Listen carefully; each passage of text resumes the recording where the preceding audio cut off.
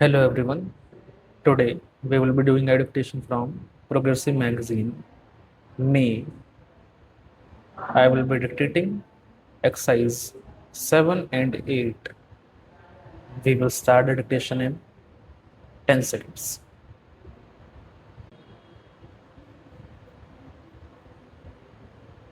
5 seconds to go.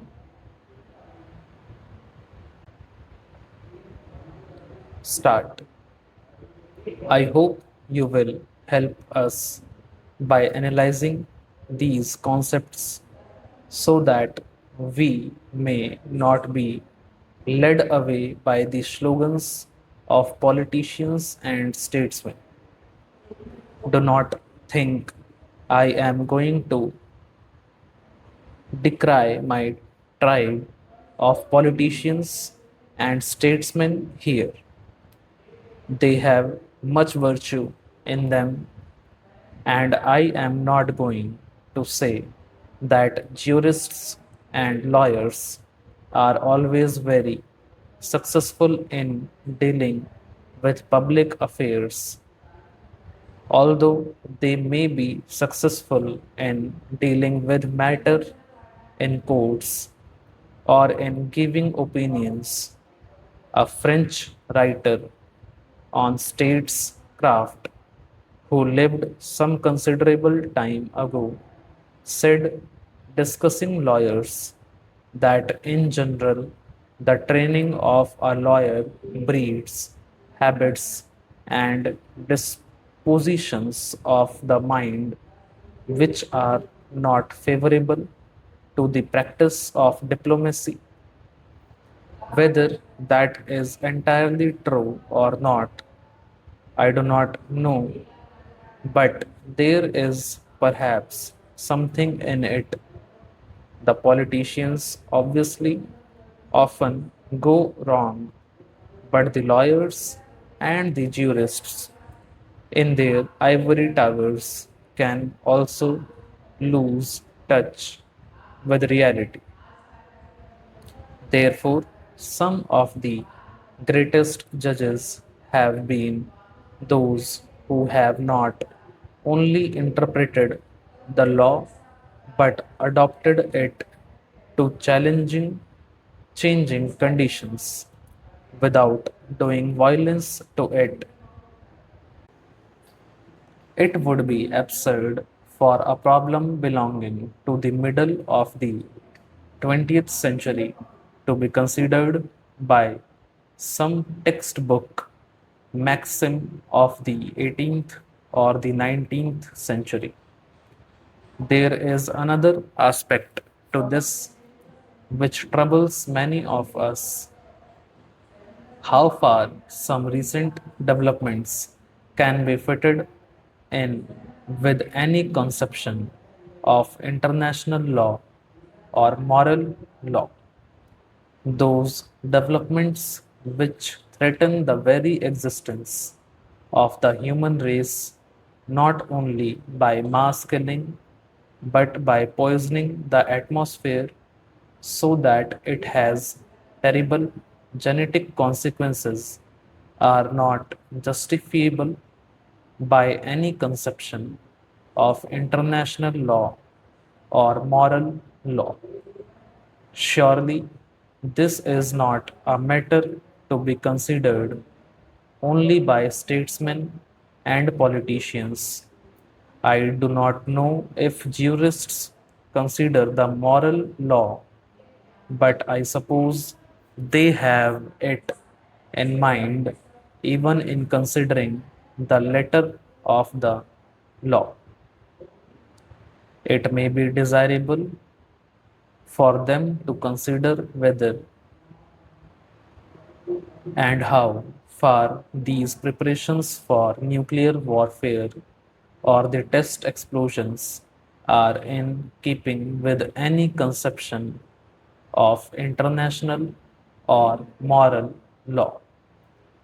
If the politician, as a man who has some responsibility in public affairs, expresses his opinion, it is usually considered a biased and colored opinion because he belongs to the political apparatus of a country, but jurists' opinion also carry weight.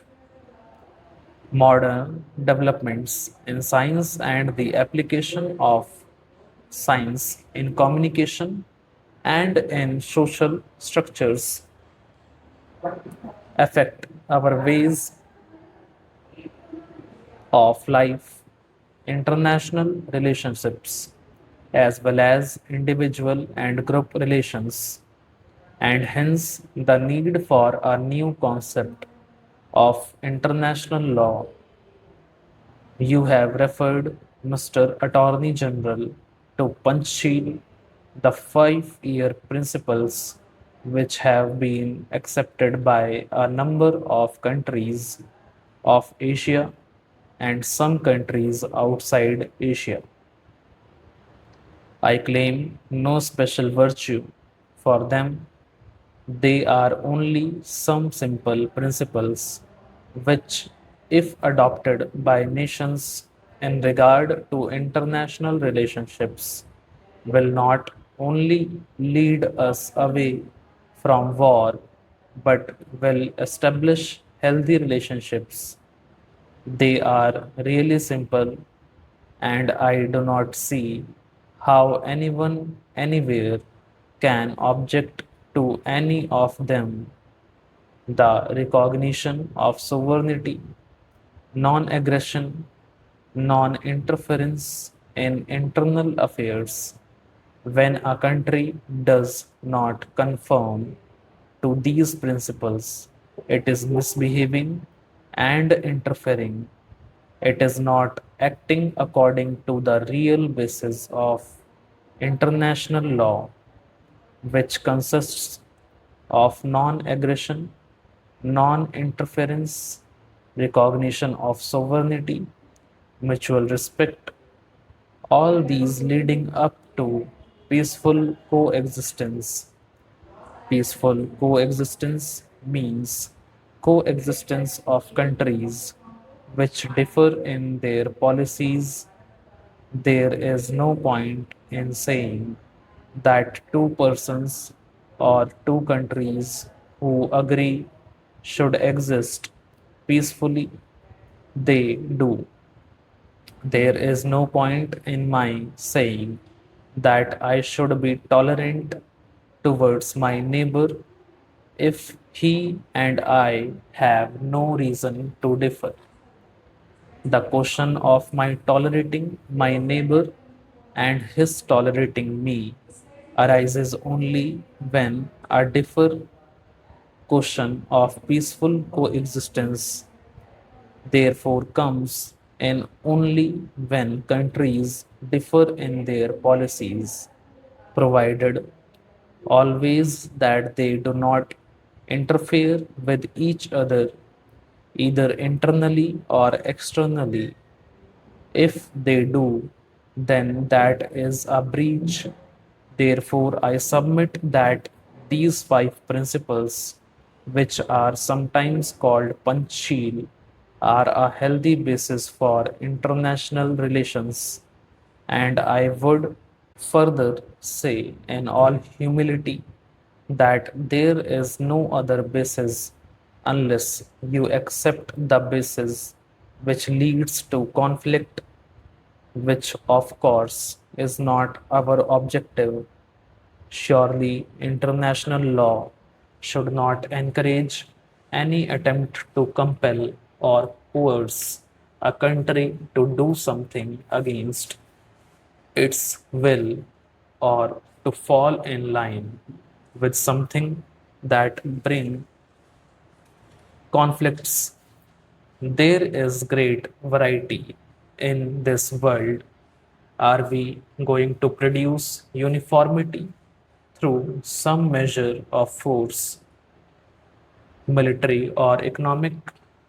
Perhaps it would be a good thing if there were uniformity in basic principles, but that can only develop by argument, by reason, by discussion, by conversion, if uniformity should come about through force that is not desired. Stop.